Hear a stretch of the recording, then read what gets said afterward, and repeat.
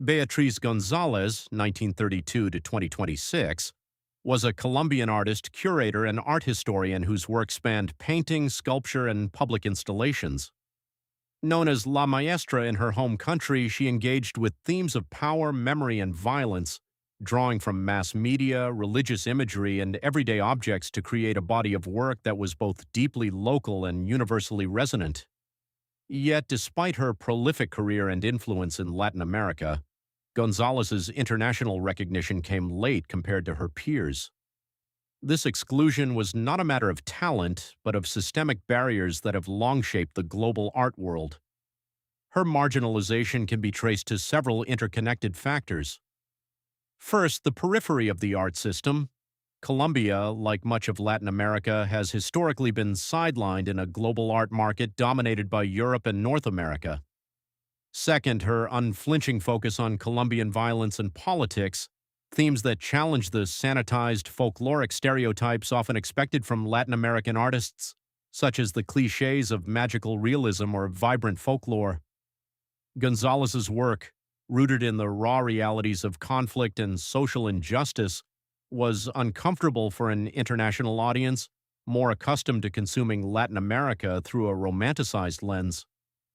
Additionally, her critique of power, whether targeting political elites, the Catholic Church, or colonial legacies, positioned her as an artist who refused to cater to market demands.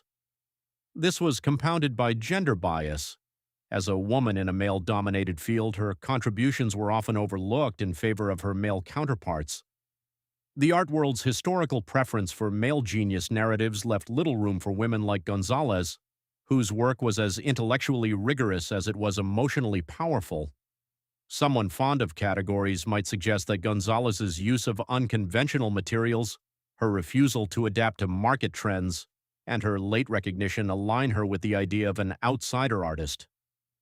However, it is more plausible to consider that her experimentation with industrial enamel on metal sheets, flea market furniture, and printed curtains, far from traditional fine art materials, demonstrates her defiance of artistic conventions.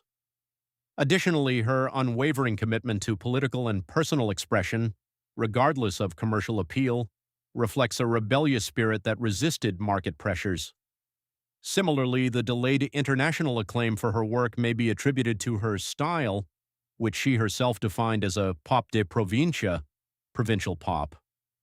This approach challenged the hierarchies of academic art by integrating popular aesthetics, graphic journalism, and local culture, all of which may have initially limited her projection in an international market more inclined toward globalized or abstract trends. Recently, the Barbican Centre in London inaugurated Beatriz González, a retrospective, her first solo exhibition in the UK and the largest in Europe. This exhibition finally offered a platform to address this historical oversight. Featuring over 150 works, it highlighted how González's practice defied medium-specific hierarchies and engaged with global concerns through a distinctly Colombian lens.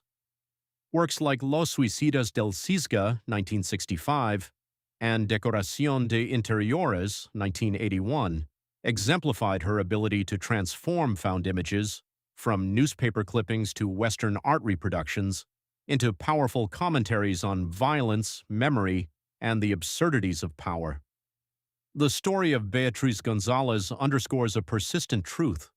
The art world's exclusionary dynamics often relegate women artists from the global south to the margins, unless their work conforms to Western expectations or marketable narratives.